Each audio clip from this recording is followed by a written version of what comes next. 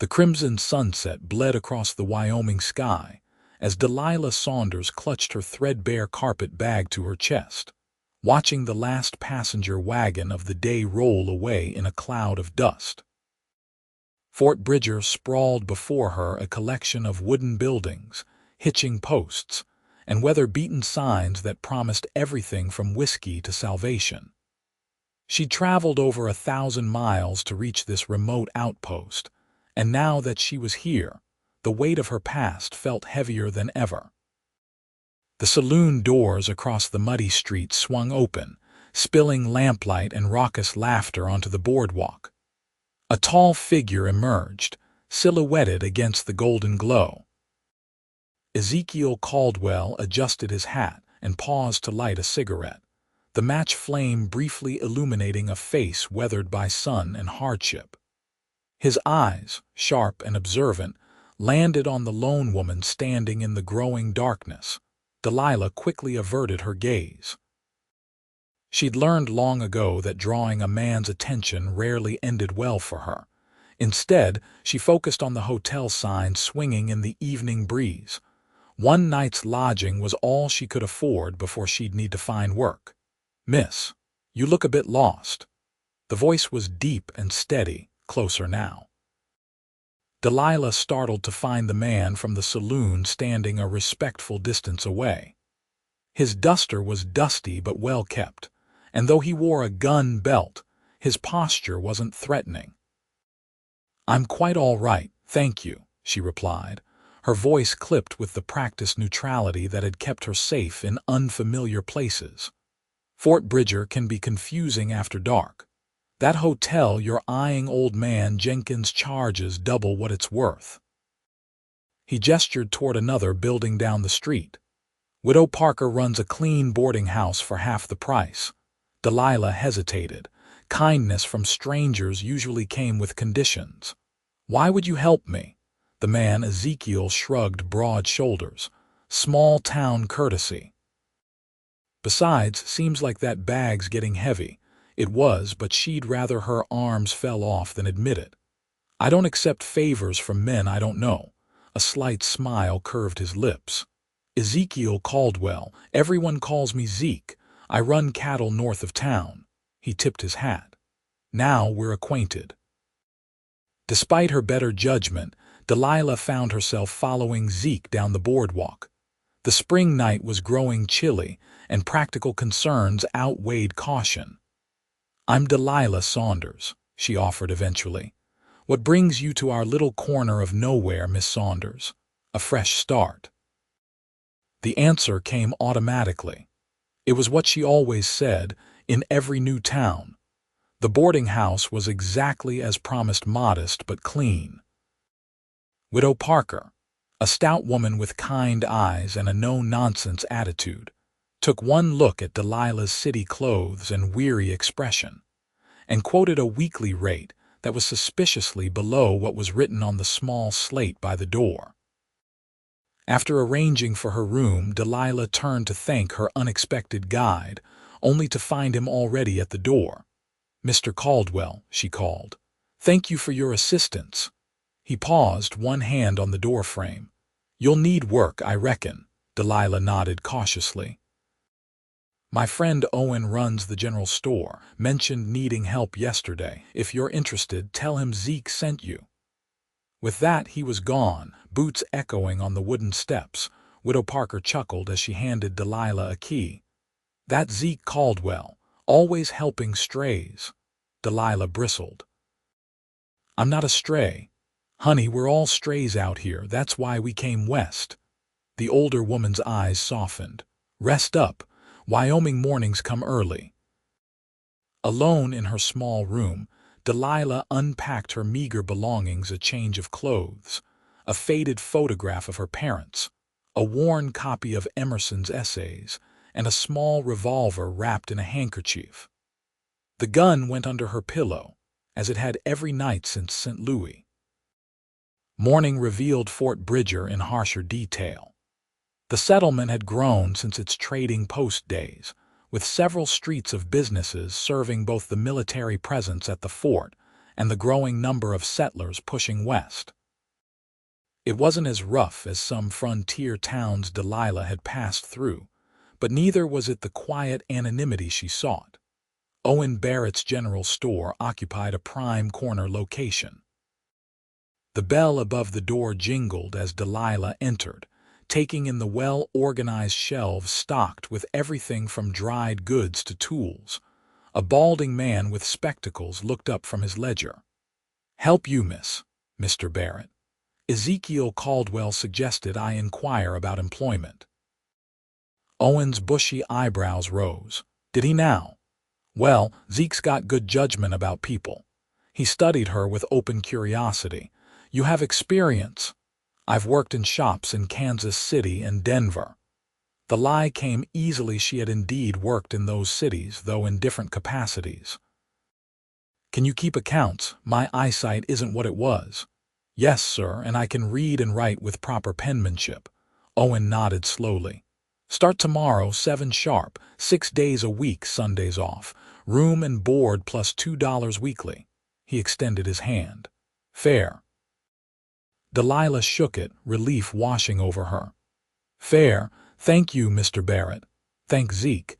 He's got a soft spot for folks needing a fresh start." As if conjured by his name, the bell jingled, and Ezekiel Caldwell himself stepped inside, accompanied by a lanky young man who shared his features but lacked his weathered demeanor.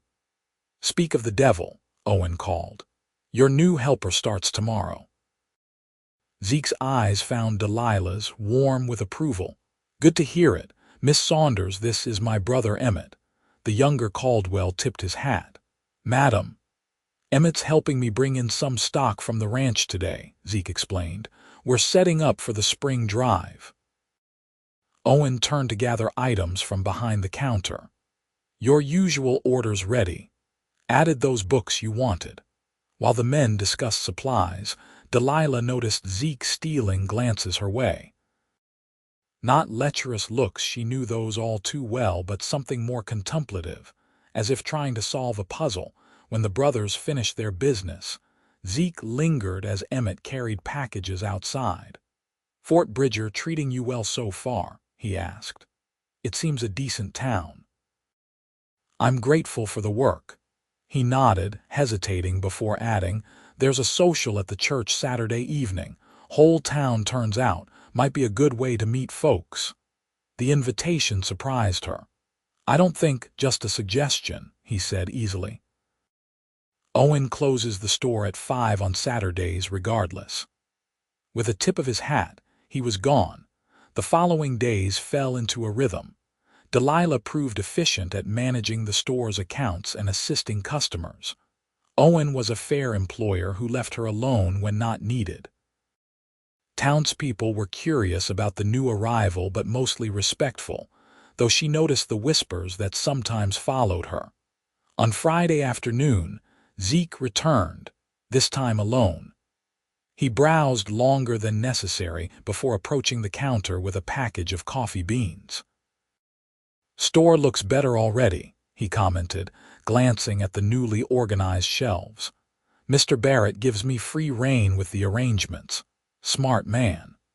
Zeke paid for his purchase but made no move to leave. "You decided about tomorrow's social." Delilah busied herself with the cash box. "I'm not one for gatherings." "Most newcomers say that at first," he observed. "Wyoming winters get long. Folks need to see friendly faces to keep from going stir-crazy." "I prefer solitude." "Do you?" His question was gentle, not challenging. "Or is it just safer?"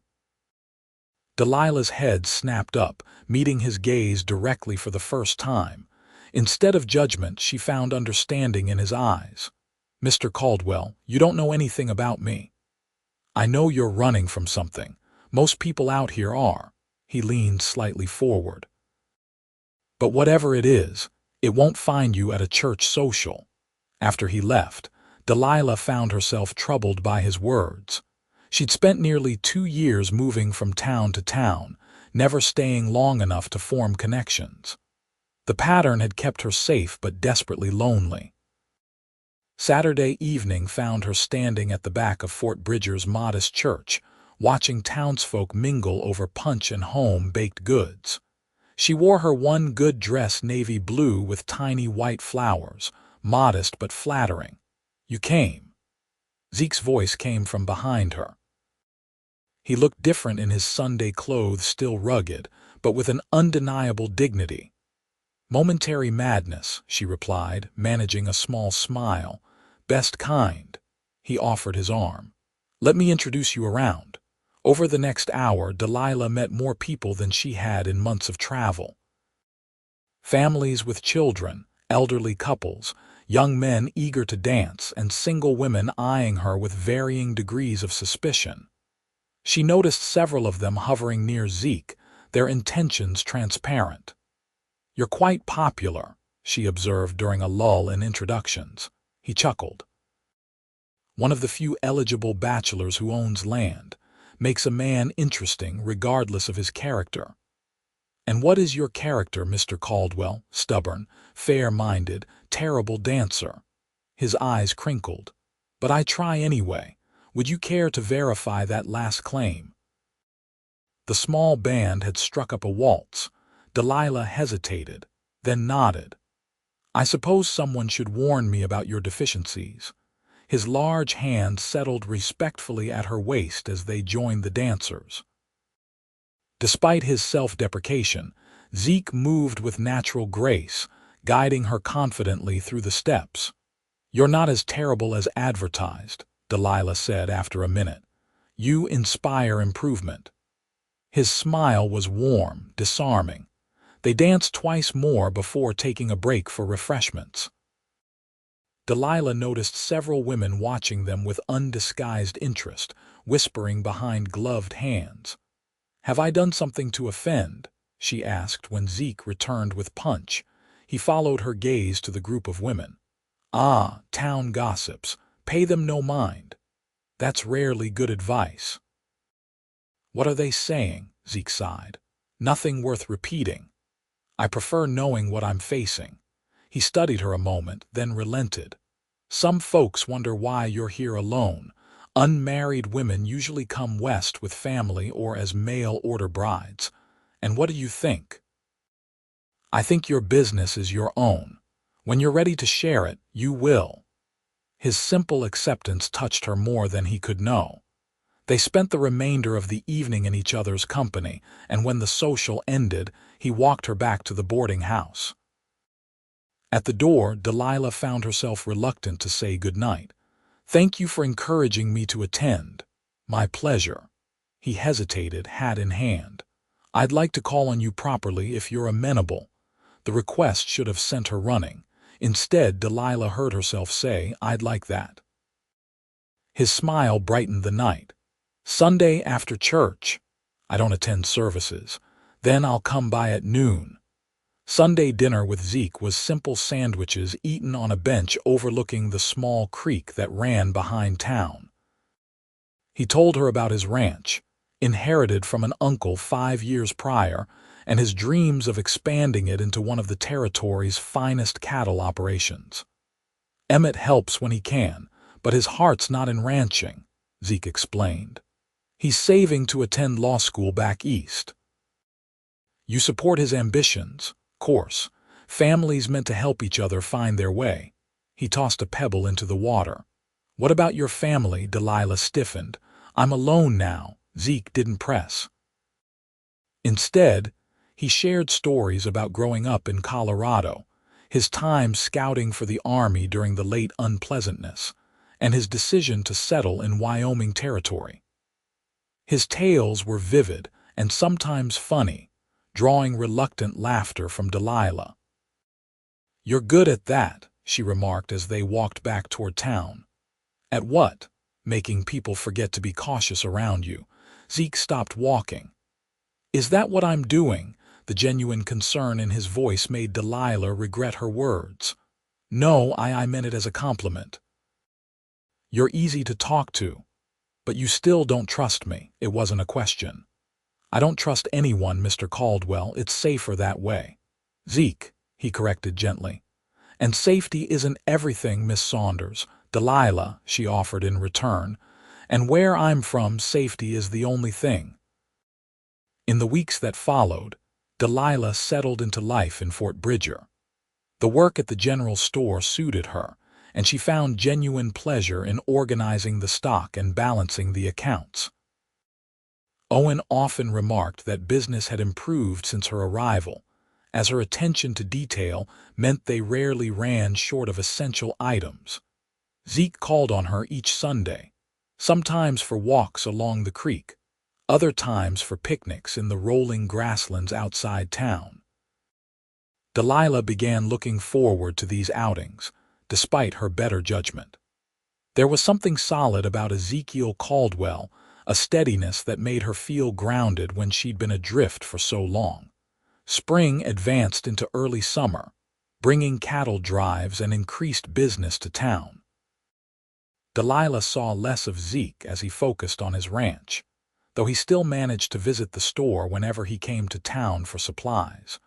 One particularly busy day in June, Delilah was helping a young mother select fabric when she noticed 3 rough-looking men enter the store. Something about their demeanor, the way they surveyed the space, how they positioned themselves near exits raised the hairs on the back of her neck. She excused herself from the customer and moved behind the counter where Owen was totaling a purchase. "Those men," she whispered. "Do you know them?" Owen glanced up, his expression darkening.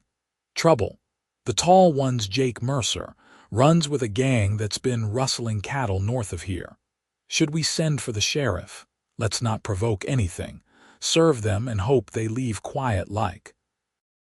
Mercer sauntered to the counter, his gaze sliding over Delilah with insulting thoroughness. "Well now, Fort Bridger's gone and got itself some refinement." Delilah kept her expression neutral. "How may I help you, sir? Whiskey, ammunition, and maybe some of your time when you're done here." His smile didn't reach his eyes. "We've got whiskey and ammunition. My time isn't for sale." Mercer leaned closer. "Didn't say nothing about buying." Before Delilah could respond, the bell over the door jangled. Zeke stepped in, his expression hardening when he saw the men. "Mercer." His voice was cold. "Thought Sheriff Taylor ran you out of the county. Free country, Caldwell." Mercer straightened, his hand hovering near his gun. "Just doing some shopping." "Then shop and move on." The tension in the store was palpable. Customers edged toward the door or sheltered behind display cases. Mercer's companions flanked him, hands resting on their weapons. "You always were too big for your britches," Mercer drawled. "One of these days, someone's gonna take you down a peg. Not today and not you." Zeke hadn't drawn his gun, but his readiness was evident in every line of his body. For a moment, Delilah thought violence was inevitable. Then Mercer laughed, an ugly sound. "Another time, maybe." He jerked his head at his companions. "Let's ride. Place stinks of self-righteousness anyway." As they pushed past Zeke toward the door, Mercer paused. "Pretty little shopgirls wasted on you, Caldwell." "Move on," Zeke repeated, voice dangerously quiet. Only when the men had mounted and ridden away did the atmosphere in the store lighten.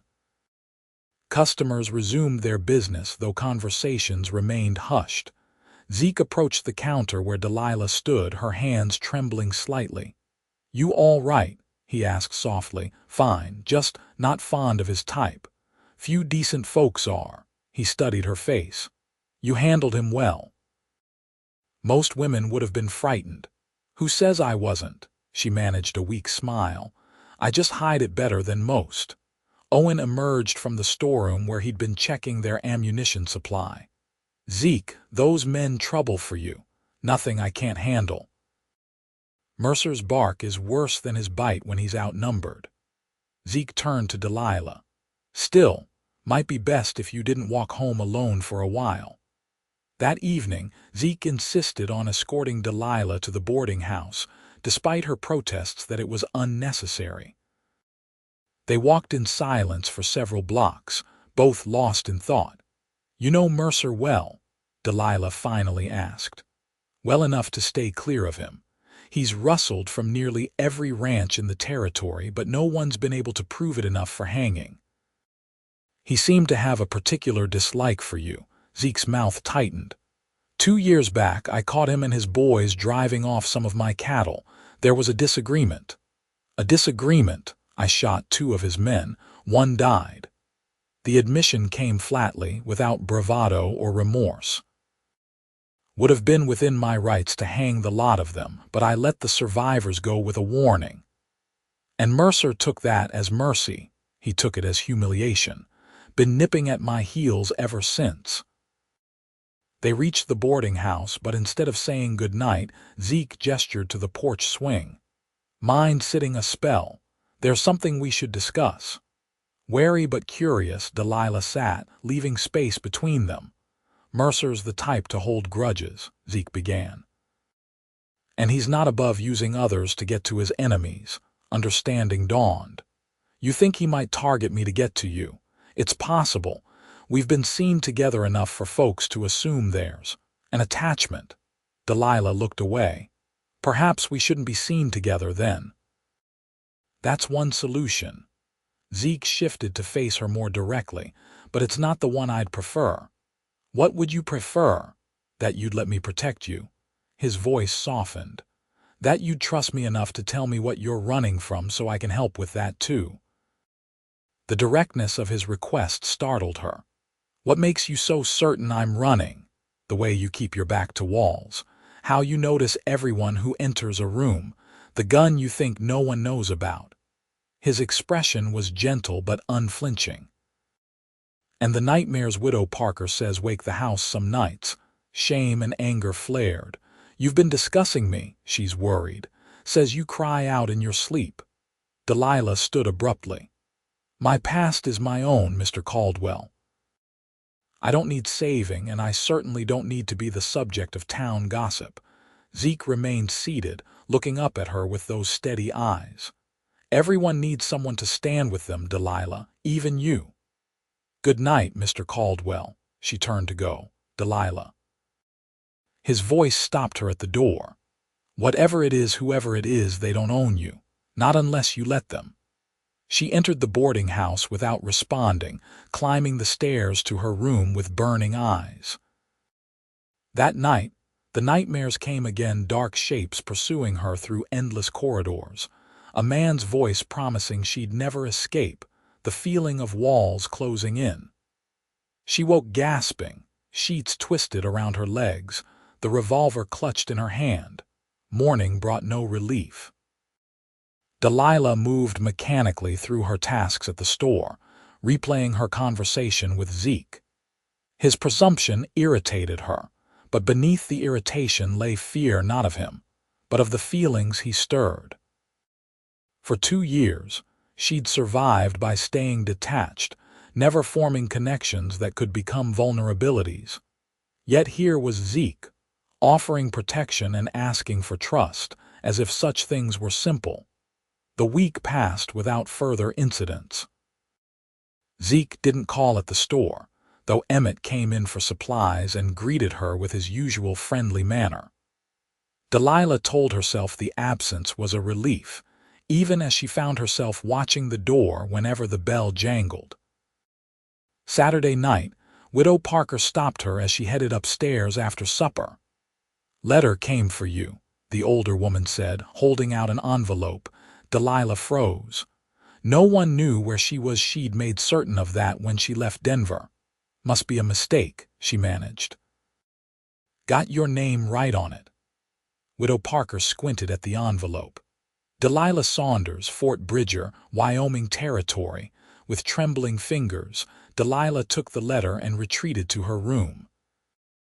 The handwriting was unfamiliar, which offered momentary relief until she opened it and read the brief message inside. Found you. Leaving Denver now. See you soon. V.S. The paper slipped from her fingers. Victor had found her again. The room spun as panic clawed up her throat. She had to leave. Now, tonight, before he arrived. She'd grab her few belongings, take the stage to Salt Lake City. Then perhaps head to California or Oregon somewhere far enough that he couldn't follow. Hands shaking, she pulled her carpet bag from under the bed and began throwing items into it. Clothes, the photograph, her book, the gun. She counted her savings enough for a stage ticket and perhaps a week's lodging wherever she landed. A knock at her door startled her so badly she dropped the money. "Delilah," Widow Parker called. "You've got a visitor downstairs." Fear turned her blood to ice. "Who is it?" Ezekiel Caldwell. "Says it's important." Relief made her knees weak. "Tell him I'll be right down." She hastily repacked her bag and hid it under the bed, then smoothed her hair and dress before descending the stairs. Zeke stood in the small parlor, hat in hand, his expression grave. "What's happened?" she asked without preamble. "Mercer and his gang hit the Hendersons' place last night, stole livestock, burned a barn." "That's terrible, but what does it have to do with me?" Zeke stepped closer, lowering his voice. "Word is they're headed back this way. Emmett overheard them in a saloon up near South Pass. They were talking about settling scores. With you, among others." He studied her face. "You're pale as a ghost. What's wrong?" For a moment, Delilah considered telling him everything about Victor, the threats, the 2 years of running. Instead, she said, "Nothing, just concerned about the town." "Delilah." He reached for her hand, then stopped himself. "I didn't come just to warn you. I came to ask you to stay at my ranch until this blows over. It's defensible, and I've got men who can keep watch." "I can't do that." "It's not proper, I know. Mrs. Jensen, my housekeeper, would be there as chaperone. And Emmett, too." Delilah shook her head. "You don't understand. I have to leave Fort Bridger." Confusion crossed his face. "Because of Mercer?" "No." She hesitated, then made a decision.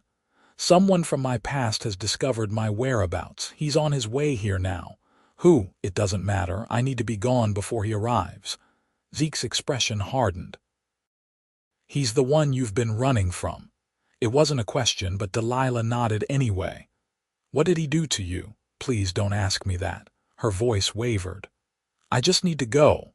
"Running hasn't solved it so far," Zeke pointed out gently. "What makes you think it will work this time?" "I don't have a choice. You do." He stepped closer, not touching her but close enough that she could feel the warmth radiating from him. "Let me help you face him." "You can't." Tears threatened. "No one can. Try me." His voice was quiet but unyielding. "Whatever it is, we'll handle it together." The sincerity in his eyes nearly undid her. For so long she'd carried her burden alone, convinced that no one could or would stand with her against Victor. "He was my husband," she whispered finally. "In St. Louis." Zeke's expression didn't change, though something flickered in his eyes. I left him 2 years ago." "Why?" Delilah turned away, unable to meet his gaze. "He's a monster, charming in public, cruel in private. She swallowed hard. "He hurt me, repeatedly, and enjoyed it." Zeke's intake of breath was sharp. "Did you seek legal recourse?" A bitter laugh escaped her. "Victor Saunders is from one of St. Louis's oldest families. His father is a judge. His uncle is a state senator. When I tried to report what he'd done, I was told to stop inventing stories and be a better wife. So you ran." "I had to, the last time." She closed her eyes against the memory. "He nearly killed me, said next time he would finish the job." Warm hands gently grasped her shoulders, turning her to face him. "Look at me, Delilah." She raised her eyes reluctantly. "You're not alone anymore," Zeke said, each word carrying the weight of a vow. "And I promise you that man will never hurt you again. You don't know him. What he's capable of. And he doesn't know me." The steel in his voice matched the resolve in his eyes. "Or what I'm willing to do to protect what's mine." Something in his choice of words caught her attention. "I'm not yours." A small smile touched his lips. "Maybe not. But I'd like the chance to change that. Properly, in time." His expression grew serious again. "For now, though, I'm asking you to trust me. Come to the ranch where I can keep you safe until this is resolved. Delilah wanted to believe him wanted it with an intensity that frightened her. But 2 years of fear and flight weren't easily overcome. I bring trouble wherever I go, she warned. People who help me tend to regret it. Zeke's smile returned, warmer now. Then we'll make our own fortune. His confidence was contagious. Against every instinct honed by years of survival, Delilah found herself nodding. All right, but only until I figure out a more permanent solution. Relief washed over his features. Pack what you need. We'll leave within the hour. The Caldwell Ranch lay 15 miles north of Fort Bridger, nestled in a valley protected by rolling hills. The main house was larger than Delilah expected, a 2-story structure of sturdy logs with a wide porch and many windows. Several outbuildings and a large barn completed the homestead, with corrals extending beyond. Mrs. Jensen, the housekeeper, greeted them with reserved courtesy. A widow in her 50s, she ran the household with quiet efficiency, showing Delilah to a comfortable room on the second floor. Bathrooms down the hall, she explained. Water's heated Saturday evenings and Wednesday mornings, but you can request it other times if needed. Thank you. I don't want to be a bother. The older woman's expression softened slightly. Mr. Caldwell doesn't invite guests lightly. You're welcome here, Miss Saunders. Over dinner, Zeke explained the security measures he'd implemented. 2 men on watch at all times, rotating shifts. Dogs will alert us to any approach. Emmett's riding to town tomorrow to speak with Sheriff Taylor about both Mercer and your situation. The sheriff can't help with Victor, Delilah said. Even if he believed me, my husband would simply claim he's retrieving his wayward wife. Taylor's a fair man. If we explain, no, Delilah's voice was firm. I won't be humiliated again, having to detail my injuries to men who see me as property to be claimed. Zeke studied her across the table. All right, we'll find another way. The following days settled into a strangely peaceful routine. Delilah helped Mrs. Jensen with household tasks, finding unexpected solace in the rhythmic work of baking bread and preserving the early summer produce from the kitchen garden. When not occupied with ranch business, Zeke would join her for walks around the property, gradually sharing the history of the land and his hopes for its future. My uncle started with just 50 head of cattle and this valley, he told her as they stood on a ridge overlooking the grazing herds. Now we're pushing 500, with contracts to supply beef to the fort and several mining operations. You've built something remarkable, Delilah said, genuinely impressed. We're just getting started. His gaze swept over the landscape with pride. Another 5 years will be one of the largest operations in the territory. Figure of speech. But the slight flush on his tanned face suggested otherwise. As days stretched into a week, Delilah found herself lowering her guard. The constant vigilance that had defined her existence began to ease, replaced by moments of genuine contentment. She caught herself laughing at Emmett's stories, exchanging recipes with Mrs. Jensen, and looking forward to evening conversations with Zeke on the porch.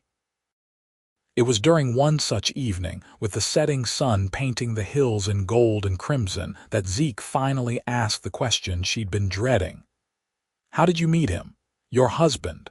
Delilah's hand stilled on her embroidery. Must we discuss this? Only if you want to. His voice was gentle, but sometimes naming the darkness diminishes its power. She considered this, then set her needlework aside. I was teaching at a girls' school in St. Louis. Victor was on the board of trustees, young, handsome, from a respected family. He began courting me properly, flowers, chaperoned outings, all very correct. You fell in love. I thought I did. The bitterness in her voice surprised even her. I was 20, naive despite my education. He was charming, attentive, said all the right things. My parents were delighted with the match. When did it change? The day after our wedding. The memory still had the power to make her stomach clench. He became someone else entirely, controlling, cruel, said now that I was his wife I would learn my place. She took a steadying breath. It started with small things criticizing my appearance, isolating me from friends. Then came the physical violence. Zeke's hands gripped the arms of his chair, knuckles white. How long? 3 years. She couldn't meet his eyes. I tried to leave twice before I succeeded. The first time his family sent me to a sanitarium, claimed I was suffering from female hysteria. The second time he found me within a week. What he did then? She shuddered. I still have the scars. And the third time, I was more careful. Saved money in secret, created a plan. When he traveled to Chicago on business, I disappeared, changed my name, headed west. I've been moving ever since, never staying more than a few months in any place. Until Fort Bridger. She nodded. I was tired of running, thought perhaps I'd found somewhere remote enough. A bitter laugh escaped her. I was wrong. They sat in silence as darkness fell, the only sound the distant lowing of cattle and the chirp of crickets. Finally, Zeke spoke. Thank you for trusting me with your story. It feels strange saying it aloud. Does it help? He leaned forward, elbows on his knees, watching her with those intent eyes. I'm not sure. Delilah considered the question honestly. But perhaps it does a little. Good. He reached across the space between them, offering his hand, palm up, an invitation, not a demand. After a moment's hesitation, she placed her smaller hand in his. His fingers closed gently around hers, warm and calloused. I meant what I said before, Delilah. You're not alone anymore. In that moment, with the stars emerging above and the solid presence of this man beside her, she almost believed it. The illusion of safety shattered 3 days later. Emmett galloped into the yard shortly after dawn, his horse lathered and blowing hard. Zeke! He shouted, dismounting before the animal had fully stopped. Trouble! Delilah was helping Mrs. Jensen with breakfast when the commotion drew them to the kitchen door. Zeke emerged from the barn, striding to meet his brother. What is it? Stranger in town, asking questions about a woman matching Delilah's description. Emmett's voice carried across the yard. Well-dressed, Eastern accent, staying at the hotel. Victor, Delilah whispered, her knees threatening to buckle. Mrs. Jensen steadied her with a strong arm. Come sit, child. Let the men handle this. But Delilah shook her head. No, I need to hear this. She crossed the yard, approaching the brothers as Emmett continued his report. Owen stalled him, said he didn't know anyone by that name. But Mercer's men were in the saloon while this fellow was asking around. They seemed mighty interested. Of course they were, Zeke muttered. Did this Easterner give a name? Called himself Saunders. Said he was looking for his wife. Delilah felt the blood drain from her face. Zeke turned, spotting her, and quickly moved to her side. He's here, she said numbly. I knew he would find me eventually. We knew this might happen. Zeke's voice was steady. It changes nothing. You're safe here. No one's safe, not from Victor. She wrapped her arms around herself. I need to leave. If he's allied with Mercer, all the more reason to stay put where we can protect you. Zeke turned to Emmett. Get word to the men. Double the watches, especially along the North Road. As Emmett hurried to comply, Zeke guided Delilah to a bench beneath the large cottonwood tree that shaded the yard. This is my fault, she said. I've brought danger to your home, your family. This is not your fault, he replied firmly. The only person responsible for this situation is the man who drove you to flee in the first place. You don't understand. Victor is resourceful and ruthless. So am I when necessary. His jaw set in a hard line. Delilah, look at me. She raised her eyes reluctantly. Do you want to go back to him? No. The vehemence of her response surprised them both. Then you won't. He took her hands in his. I promise to protect you, and I will, but I need you to trust me, completely. The intensity in his gaze made it impossible to look away. I'm trying, I know. His thumb traced gentle circles on her palm. And I'm asking for more than you're ready to give. But I believe in you and your strength. You survived him once. You ran across half the country alone. You've rebuilt your life time and again. His faith in her was almost more than she could bear. What if I'm not that strong anymore? What if I'm just tired of running? Then stand and fight, not alone with me. He released her hands to cup her face gently. With us. This is your home now if you want it. Home. The word resonated through her, awakening yearnings she'd buried beneath layers of fear and pragmatism. I do want it, she whispered. Something in his expression shifted, softened. For a moment she thought he might kiss her. Instead, he brushed a strand of hair from her face with a tenderness that made her heart ache. Then we'll defend it. Together. That afternoon, Zeke gathered his ranch hands, 15 men, most veterans of the recent war, and explained the situation. To Delilah's surprise, they accepted the story without question, several nodding grimly when Zeke described Victor's treatment of her. No man worthy of the name raises his hand to a woman, declared McCoy, a grizzled cowhand who'd been with the ranch since Zeke's uncle's time. We'll stand with you, Miss Saunders. The others murmured agreement, their collective support bringing unexpected tears to Delilah's eyes. For so long, she'd believed herself alone against Victor's power and connections. Now, surrounded by these rough men with their straightforward code of honor, she felt the first stirrings of real hope.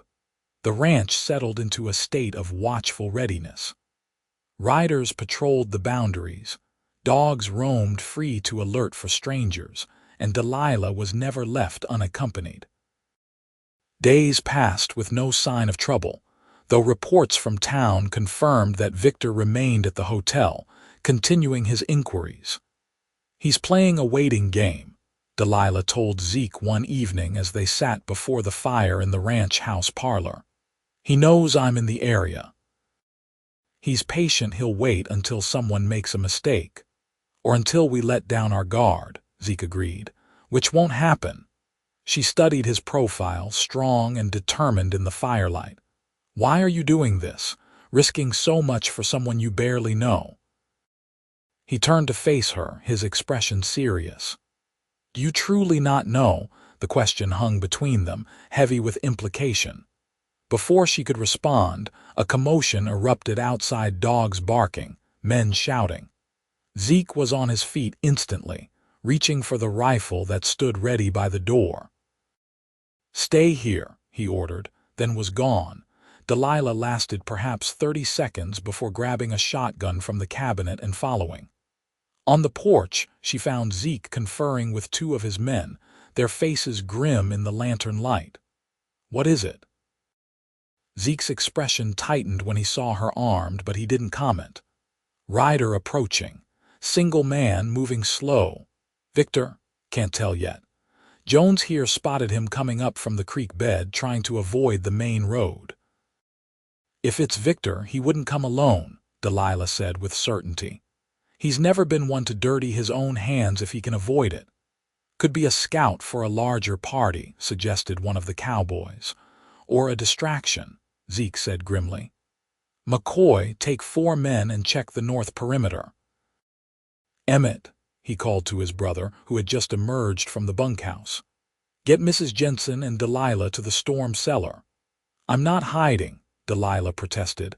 Not asking you to hide. Asking you to protect Mrs. Jensen and cover our fallback position. Zeke's tone brooked no argument. The cellar has gun ports and a clear view of the yard. You'll see whatever happens. Reluctantly, Delilah allowed Emmett to guide her and the housekeeper to the storm cellar, a solidly built underground room primarily designed for protection from tornadoes. but equally effective as a defensive position. Once inside, Emmett lit several lanterns, illuminating a space stocked with provisions, blankets, and additional weapons. "Zeke had us reinforce it last year," he explained, showing Delilah the small openings that allowed for observation and, if necessary, defensive fire. Said Wyoming winters called for backup plans. Through one of these openings, Delilah watched as men took positions around the yard, their movements disciplined and purposeful. Zeke remained on the porch, rifle ready but not aimed, as a lone horseman emerged from the shadows. Even at a distance, she recognized Victor's straight-backed posture and the elegant cut of his coat. He rode like a man accustomed to the finest horseflesh, though his current mount appeared to be a rental from the livery stable. "That's him," she whispered, her mouth dry with fear. Emmett peered through another opening. "Doesn't look like much. His weapon is his tongue, not his gun." Outside, Victor reined to a halt a respectful distance from the house. "I'm looking for Ezekiel Caldwell," he called, his cultured voice carrying clearly in the night air. "You found him," Zeke replied. "State your business." "My name is Victor Saunders. I believe you're harboring my wife." "No man's wife here, just my family and my hands."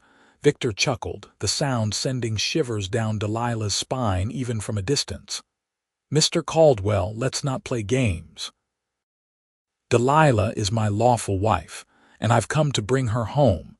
This little adventure of hers has gone on quite long enough. Seems to me a woman who travels halfway across the country to get away from a man isn't interested in returning," Zeke said, his voice deceptively casual. "Might want to consider why that is. My domestic affairs are none of your concern." Victor's tone hardened.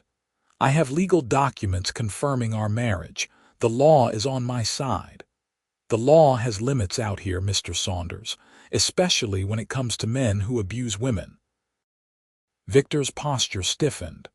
"Whatever tales Delilah has told you are fabrications, she is unwell, has been for some time.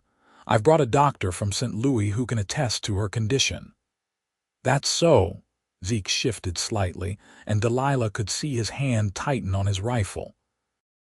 "Funny how she seems perfectly sound of mind to everyone here." "I'm trying to be reasonable, Mr. Caldwell. Allow me to speak with my wife. If she truly wishes to remain here, I'll consider our discussion." "You consider me a fool, Mr. Saunders." Zeke's voice had dropped dangerously. "You rode in from the creek bed, avoiding the main approach. That suggests you're not alone." A brief silence followed, then Victor laughed again, a cold, calculated sound. "Perceptive, I like that. Yes, I have associates nearby. Insurance, you might say. The wilderness can be unpredictable." "So can I." Zeke stepped forward, moving into the full light of the lanterns. "Here's what's going to happen. You're going to turn around and ride back to town. Tomorrow you'll board the stage east.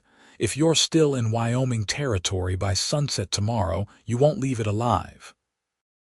Victor's laugh dissolved into genuine amusement. "My, such dramatics. Do you fancy yourself the hero in this little melodrama, Mr. Caldwell? The valiant cowboy rescuing the damsel? I fancy myself a man who keeps his word. And I'm telling you now that if you try to take Delilah from this ranch, if you so much as speak to her without her consent, you'll regret it for however brief a time you have remaining." The threat hung in the air, deadly serious. Delilah held her breath, knowing Victor well enough to anticipate his reaction. He hated being challenged, especially publicly. "I see subtlety is wasted here." Victor's voice had lost all pretense of civility. "Very well, plain speaking it is. I have 20 men surrounding this ranch, Mercer's gang, I believe you call them. At my signal they will attack. Your little fortress will fall, and anyone who resists will die. You'd murder innocent people to reclaim a woman who despises you?" Zeke asked incredulously. I would burn this entire territory to the ground to get what's mine. Victor leaned forward in his saddle. But it needn't come to that. Send Delilah out. She and I will leave peacefully, and your people will be spared. In the cellar, Delilah clutched the shotgun so tightly her knuckles whitened. This was exactly what she'd feared Victor using others to force her compliance. The pattern was achingly familiar. "Mrs. Jensen," she said quietly, "is there another way out of this cellar?" The housekeeper nodded toward a narrow tunnel at the back of the space. "Leads to the creek bed, for floods." Delilah made her decision. "Emmett, I need paper and a pencil." While the young man searched for the requested items, Delilah kept her eye on the confrontation outside. Zeke hadn't moved, his posture radiating dangerous calm. "Your threat might carry more weight if Mercer and his men weren't currently engaged elsewhere," he told Victor. "Sheriff Taylor and a posse of 30 men ambushed them at Silver Creek crossing about 2 hours ago. Seems they had outstanding warrants in 3 territories." Victor's composure faltered visibly. "You're bluffing." "Am I? You've been in town long enough to know I served as a scout during the war. You think I wouldn't have this place watched? That I wouldn't know exactly when and where Mercer planned to meet you?" Zeke shook his head. "You Easterners always underestimate us frontier folk." Delilah gasped softly. "Is that true?" she asked Emmett. He grinned. "Every word. Zeke's been planning this for days. As soon as we heard about Mercer meeting with some fancy fellow from back east, he sent word to Sheriff Taylor." Hope and disbelief warred within her. Could it really be that simple? Had Zeke outmaneuvered the man who had controlled her life for so long outside? Victor was clearly calculating his options. "Even if what you say is true, and I doubt it, as this changes nothing. Delilah is still legally my wife. I'll simply return to town and petition the territorial court." "You do that," Zeke agreed amiably. "But while you're preparing your case, you might want to review these." He reached into his coat and withdrew a packet of papers. Affidavits from doctors in Denver and Cheyenne, documenting injuries consistent with severe physical abuse. Statements from witnesses who harbored Delilah after she fled, and a particularly interesting letter from a nurse at that sanitarium where you had her committed. Victor went very still. "Impossible. I've been gathering these since the day Delilah told me about you," Zeke continued, his voice hard as steel. "You're not the only one with connections, Saunders, and unlike you, I use mine for justice, not power." "You have no right. I have every right to protect someone I care about." Zeke took another step forward. "Here's what's going to happen now. You're going to leave, tonight, and you're never going to contact or approach Delilah again." "Or what?" Victor sneered, though his confidence had clearly been shaken. "Or these documents go to every newspaper from here to St. Louis. Your family name, your reputation, your precious social standing, all destroyed." Zeke's voice was implacable. "And that's assuming you survive the encounter with Delilah's friends here." As if on cue, several ranch hands emerged from the shadows, rifles trained on Victor. He looked around wildly, seeing himself surrounded. "This isn't over," he hissed. "Yes, it is." Zeke's tone left no room for argument. "Ride out now while you still can." For a long, tense moment, Delilah thought Victor might actually draw the pistol she knew he carried. Instead, he gathered his reins, his face contorted with rage. "She'll ruin you," he spat. "She brings destruction wherever she goes. Ask her about Chicago, about the man who died helping her. Ask her about Denver and the fire that consumed half a block after she fled." He straightened in the saddle. "She's cursed, Caldwell, and now that curse is yours." With that parting shot, he wheeled his horse and galloped into the darkness.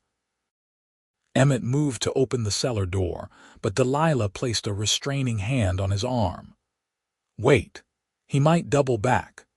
They watched as Zeke dispatched riders to follow Victor at a distance and ensure he left ranch property. Only when McCoy returned to report that Saunders was indeed heading toward town did Zeke finally lower his rifle. "All clear," he called. "Emmett, bring them up." Delilah emerged from the cellar on shaky legs, the adrenaline of the confrontation leaving her light-headed. Zeke strode to meet her, his face etched with concern. "Are you all right?" she nodded, unable to form words past the lump in her throat. Without thinking, she stepped forward and wrapped her arms around him, burying her face against his chest. His arms encircled her immediately, strong and secure. "It's over," he murmured into her hair. "He's gone. For now." She pulled back enough to look up at him. "Victor doesn't give up easily. What he said about Chicago, about Denver, I don't care." Zeke's voice was fierce. "Whatever happened before, whatever he claims, it doesn't matter to me. It should. People who help me suffer for it." Tears welled in her eyes. "They say I bring bad luck, Zeke, and there's evidence to support it."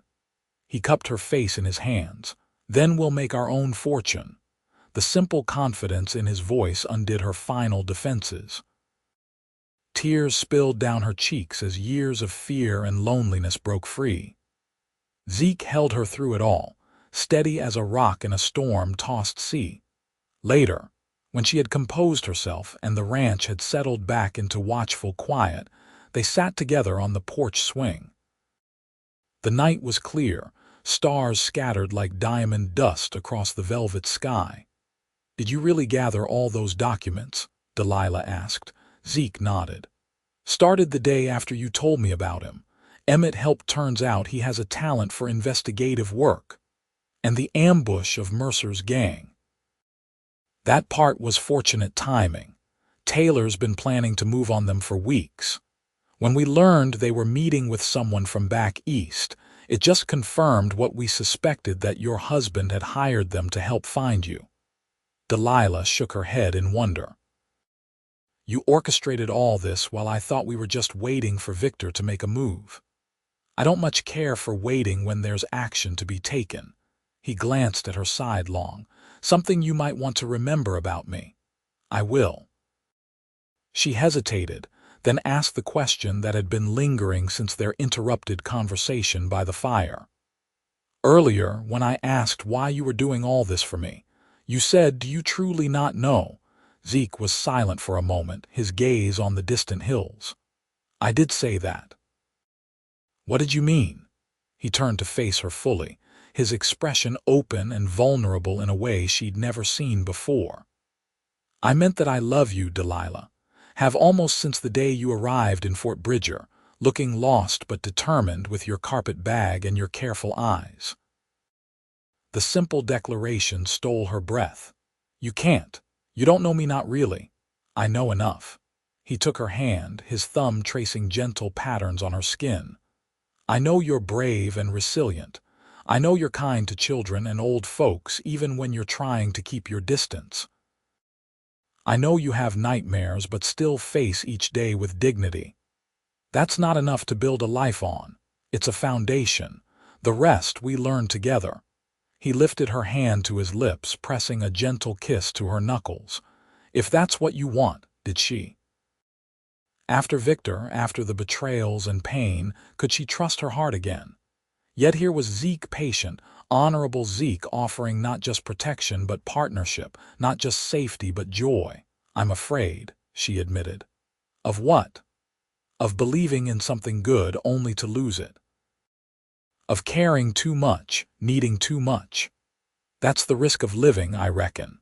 His smile was gentle, "but it beats the alternative." In that moment, looking into his steady eyes, Delilah made her choice.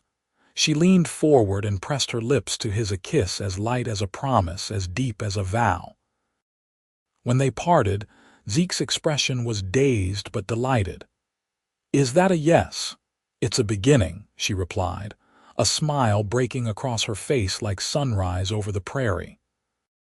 In the days that followed, they confirmed that Victor had indeed left Fort Bridger, boarding the eastbound stage without further incident. Sheriff Taylor reported that several members of Mercer's gang had been captured in the ambush, though Mercer himself had escaped. "He'll be back eventually," Zeke acknowledged when they discussed it, "but he'll find us ready." Life gradually returned to normal at the ranch, though with one significant change: Delilah's place in it had shifted from guest to something more permanent. She moved her few belongings to a room adjacent to Mrs. Jensen's, a compromise between propriety and the growing desire to be near Zeke. Their courtship proceeded with the openness characteristic of frontier life. They rode together checking the herds, shared meals with the ranch family, and spent evenings on the porch swing, talking of everything and nothing as stars wheeled overhead. Delilah wrote to Owen Barrett, officially resigning from the general store and thanking him for his kindness. In return, he sent a letter full of good wishes and her final wages, along with a parcel containing the few items she'd left at the boarding house. One evening in late July, Zeke took her to a ridgeline overlooking the ranch. The summer sunset painted the valley in hues of gold and amber, cattle grazing peacefully below, the buildings of the homestead nestled like toys in a child's diorama. "It's beautiful," Delilah said, taking in the panorama. "It could be yours," Zeke replied quietly. "All of it." She turned to find him watching her, his expression a mixture of hope and vulnerability that made her heart turn over. "Ezekiel Caldwell, are you proposing?" "Trying to." He reached into his pocket and withdrew a small velvet pouch. "Not doing a very good job of it, am I?" Delilah laughed, a free, joyous sound that still surprised her whenever it escaped. "You're doing fine." He tipped the contents of the pouch into his palm, a gold ring set with a small but perfect diamond. "It was my mother's," he explained. "Pa gave it to me before he passed, said to save it for when I found someone worth building a life with." "And have you?" she asked softly. "I have." He took her hand. "Delilah Saunders, I know you've had more than your share of hardship. I know trust comes hard for you. But if you'll have me, I promise to spend every day earning that trust and building a life where you never need to be afraid again." Tears blurred her vision. "I'm not afraid when I'm with you. Is that a yes?" "Yes." The word came easily, naturally, as if she'd been waiting her whole life to say it to this man. "Yes, I'll marry you." The ring slid onto her finger, a perfect fit. Zeke drew her into his arms, his kiss conveying all the words that couldn't be spoken: devotion, protection, passion, and above all, the precious gift of being truly seen and accepted. As summer yielded to autumn, preparations for the wedding occupied the ranch. Delilah, to her surprise, found herself embraced by the community she'd once tried so hard to avoid. The women of Fort Bridger rallied around her, organizing a small trousseau, offering advice both practical and personal, and treating her impending marriage as cause for collective celebration. "Never seen Zeke so besotted," Widow Parker confided during a quilting bee. "That man's been waiting for you his whole life, whether he knew it or not." Delilah, stitching carefully on her wedding quilt, smiled. "I wasn't exactly looking for him either." "Best things in life tend to find us when we're not looking," the older woman observed. "Like grace or true love." The wedding took place on a crisp October morning, with the aspen trees ablaze in gold and the sky an impossible blue. The small church in Fort Bridger overflowed with well-wishers, ranch hands, and townspeople alike turning out to see the union of the respected rancher and the mysterious woman who had captured his heart. Delilah wore a gown of ivory silk, ordered from Denver and altered by the town's dressmaker. As she walked down the aisle on Owen Barrett's arm, the storekeeper having happily agreed to give her away, her eyes found Zeke waiting at the altar, his expression a mixture of awe and adoration that banished any last doubts. The vows were simple but heartfelt, an exchange of promises between two people who had already weathered storms together and emerged stronger. When the minister pronounced them husband and wife, the cheer that went up seemed to shake the rafters of the little church. The celebration continued at the ranch, where tables groaned with food and a platform had been constructed for dancing. As afternoon shaded into evening, lanterns were lit, casting golden light over the gathering. Delilah found herself constantly surrounded by well-wishers, many of whom had once been strangers but now called her friend. Happy Mrs. Caldwell. Zeke appeared at her side during a rare quiet moment, offering a cup of punch. The new name sent a thrill through her. Very. Though I'm still getting used to not having to watch over my shoulder. Old habits, he acknowledged, but we have time to build new ones. As the celebration continued around them, Zeke led her away from the crowd to a quiet corner of the yard. From his pocket, he produced a folded document. "Wedding present," he said, handing it to her. "Should have done this earlier, but the lawyer only finished it yesterday." Puzzled, Delilah unfolded the paper. It took a moment to understand what she was reading: a legal deed transferring half ownership of the Caldwell Ranch to Delilah Saunders Caldwell. "Zeke, this isn't necessary." "It is to me." His expression was serious. "You spent too many years with a man who treated you as property. I want you to know that everything I have is truly yours as well. This ranch, our future, it all belongs to both of us, equally." Tears welled in her eyes for what felt like the 100th time that day. "I don't know what to say." "You don't have to say anything." He brushed a tear from her cheek. "Just know that you're home, Delilah. Truly home." Later that night, after the last guests had departed and they were finally alone, Delilah stood by the window of the master bedroom, their bedroom now, watching moonlight silver the land that had become her haven. Zeke moved behind her, wrapping his arms around her waist and drawing her back against his chest. "Having second thoughts," he murmured, pressing a kiss to her temple. She turned in his embrace, reaching up to trace the beloved contours of his face. "Not a single one." "Good." His smile was tender. "Because I plan to spend the rest of my life making sure you never regret taking a chance on a simple cowboy. There's nothing simple about you, Ezekiel Caldwell." She rose on tiptoe to kiss him properly, a kiss that quickly deepened into something more urgent. That night, in the shelter of his arms, Delilah discovered that intimacy could be gentle, mutual, and healing, a gift freely given rather than a duty or ordeal. For the first time, she understood what it meant to be truly cherished, body and soul. The years that followed brought challenges and joys in equal measure. The harsh winter of 1870 tested the ranch's resources, but careful planning and Zeke's leadership saw them through without significant losses. When spring finally arrived, it brought with it the news that Delilah was expecting their first child. "Are you sure?" Zeke asked, his expression a mixture of hope and concern as she shared the doctor's confirmation. "Quite sure." She took his hand and placed it on her still flat stomach.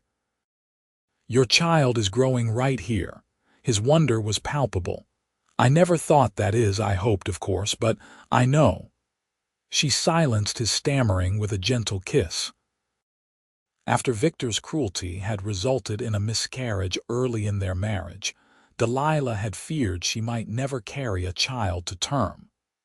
"Dr. Miller says everything looks perfectly normal."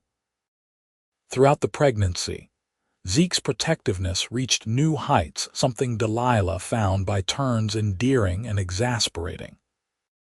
He insisted on hiring additional help for the household, restricted her riding to gentle mounts and easy terrain, and took to appearing at odd moments to ensure she was resting properly.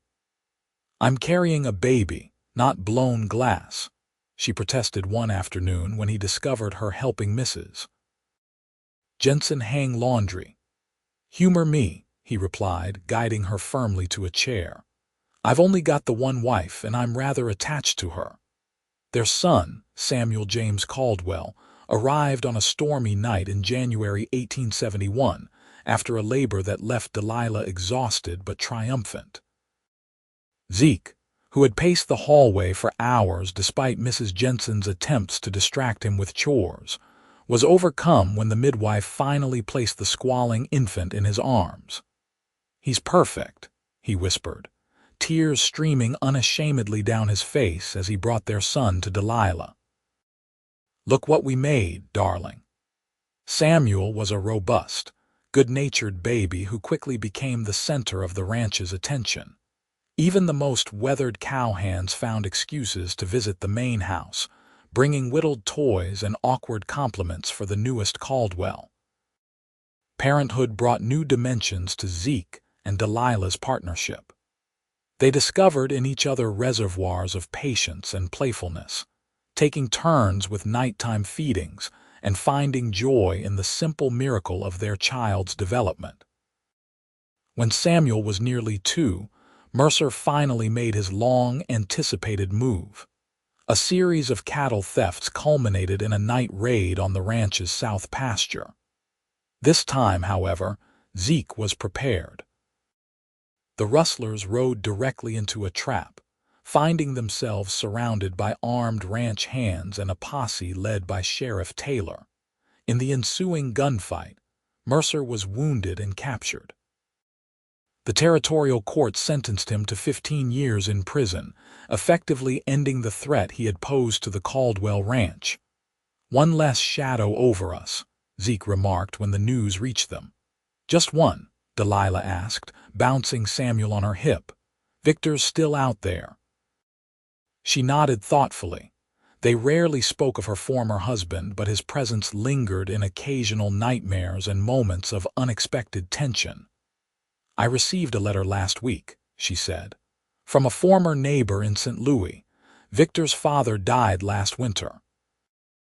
There was a scandal involving embezzlement from client accounts. The family name is compromised." Zeke absorbed this information. "You think he might try to rebuild his reputation by reclaiming his lost wife?" "Once, perhaps, but it's been nearly 4 years, Zeke. And while Victor is stubborn, he's also practical. A disgraced divorcee fighting for custody of a child that isn't his. It wouldn't serve his purposes." The significance of her words wasn't lost on him. For years, they had maintained vigilance, expecting Victor to reappear and challenge their happiness. This was the first time Delilah had suggested the threat might truly be behind them. "You really believe that?" he asked cautiously. "I do."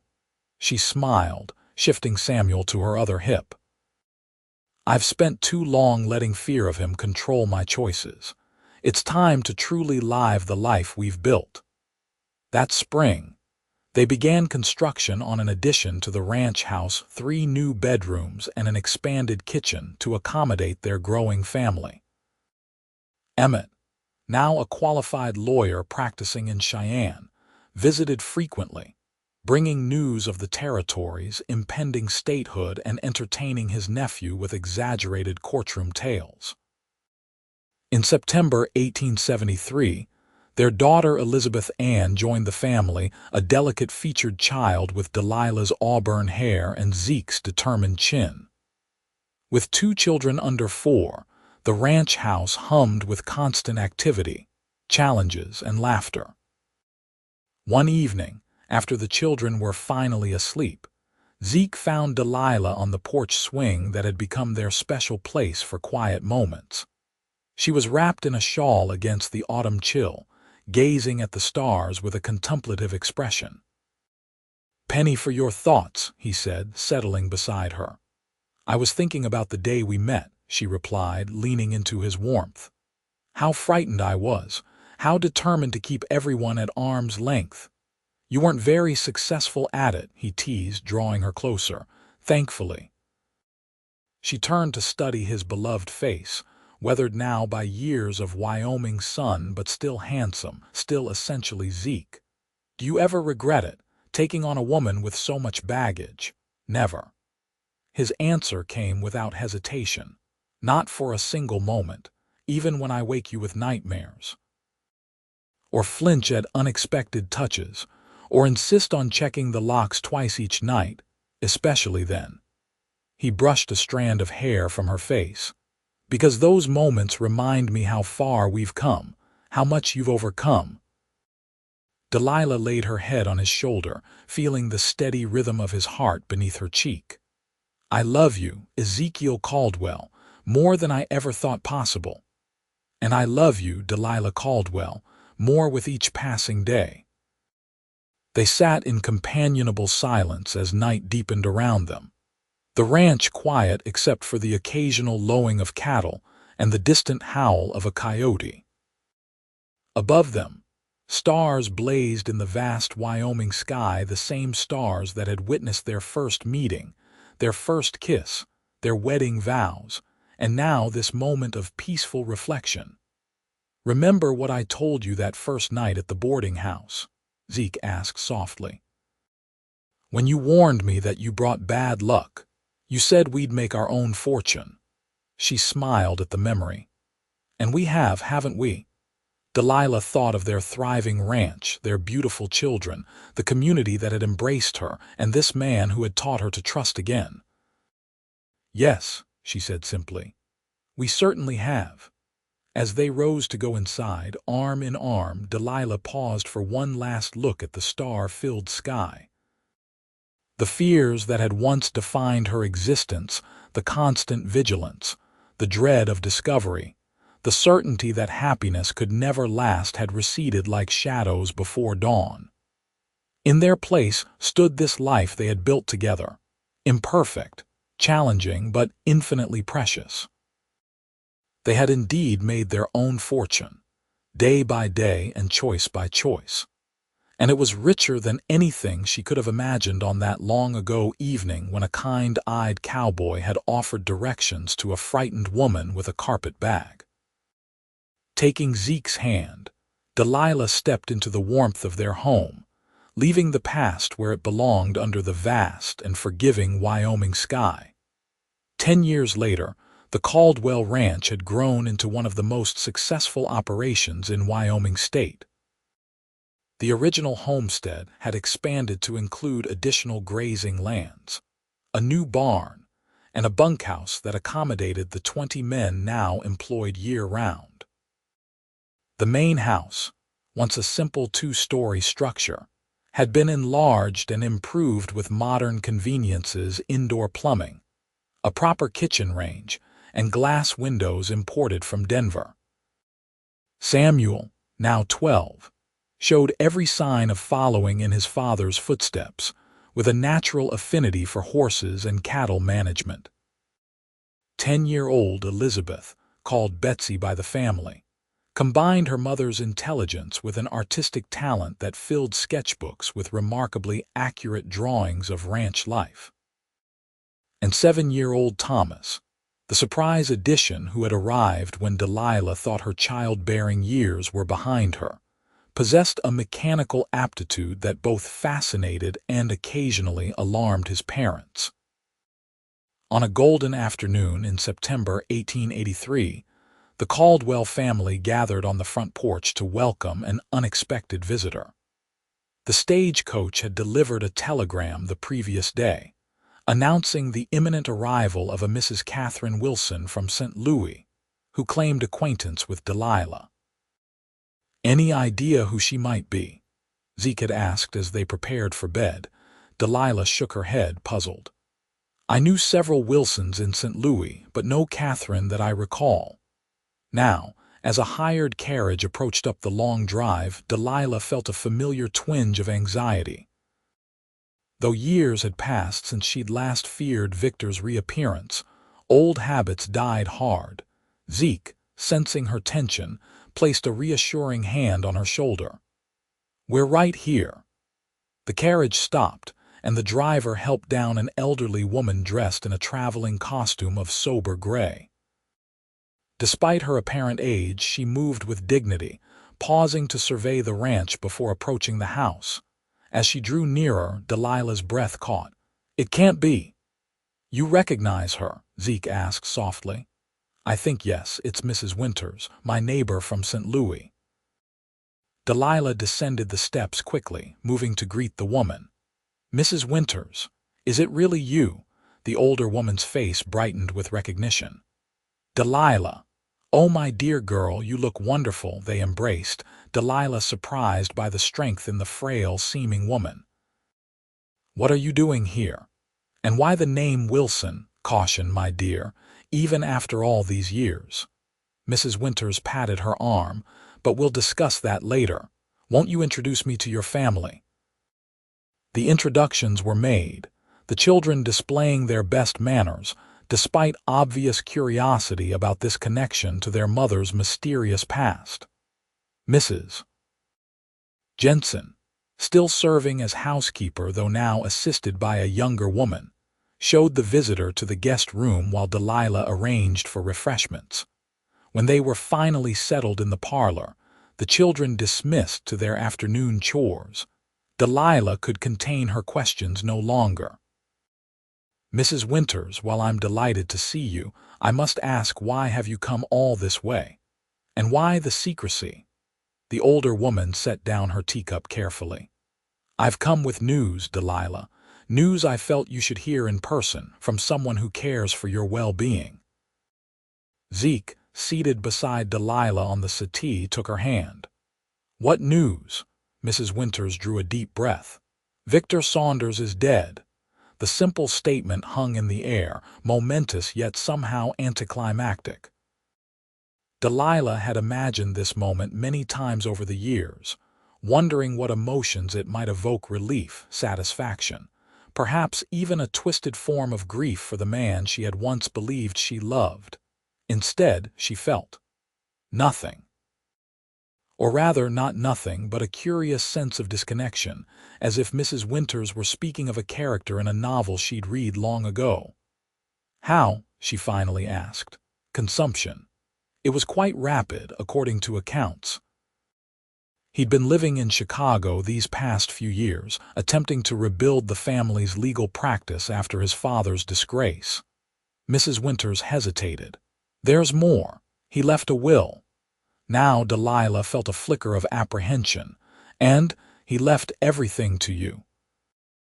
"Or rather, to my lawful wife, Delilah Saunders, wherever she may be found." Zeke's hand tightened on hers. "After all this time, why would he do that? Who can say?" Mrs. Winters shook her head. "The Victor Saunders of recent years was a much diminished man. The family fortune largely gone, his reputation tarnished by his father's crimes. Perhaps it was a final attempt to exert control, or perhaps," she looked directly at Delilah, "perhaps it was the closest thing to an apology he was capable of offering." Delilah considered this possibility. The Victor she had known had never apologized for anything, had never acknowledged wrongdoing even in the face of irrefutable evidence. The idea that he might, even in death, attempt some form of restitution seemed inconceivable. "How did you come to be the bearer of this news?" Zeke asked, practical as always. "I've maintained connections in St. Louis. When I learned of Victor's death and the unusual provisions of his will, I worried that unscrupulous parties might attempt to locate Delilah for their own gain." Mrs. Winters smiled slightly. "I decided to undertake the journey myself, to ensure the information reached her safely." "That was extraordinarily kind," Delilah said, genuine gratitude in her voice. "But surely a letter would have sufficed." "Perhaps, but I confess to a certain selfishness as well." The older woman's eyes grew misty. "I often wondered what became of you, my dear, whether you found safety, happiness.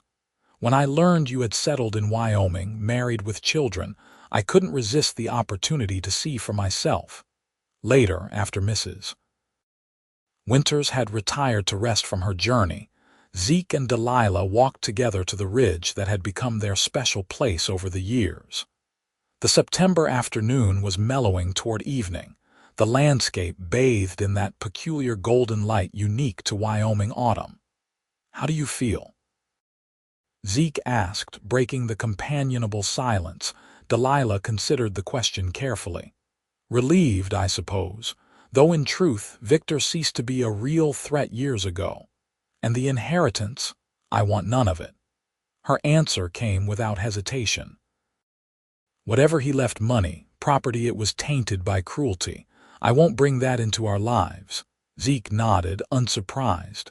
"What will you do with it?" "I'm not sure.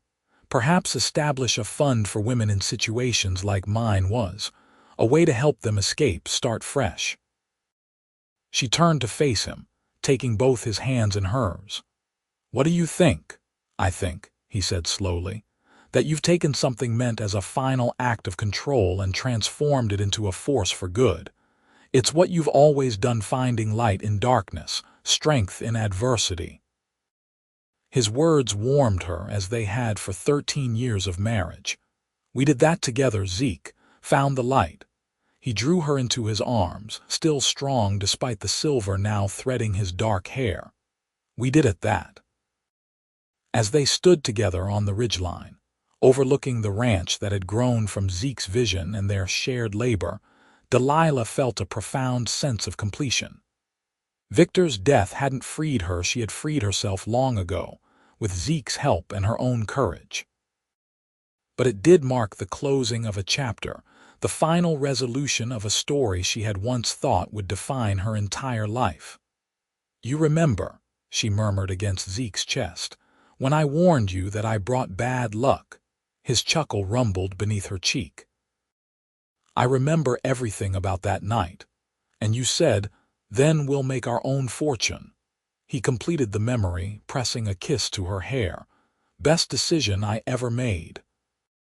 Delilah lifted her face for a proper kiss, marveling that, after all these years, the touch of his lips still sent warmth coursing through her.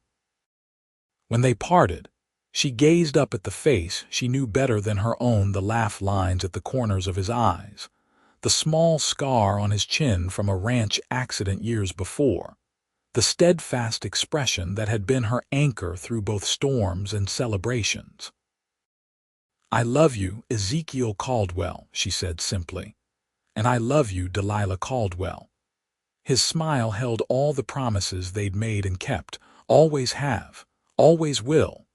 Hand in hand, they turned toward home, where their children waited, where Mrs.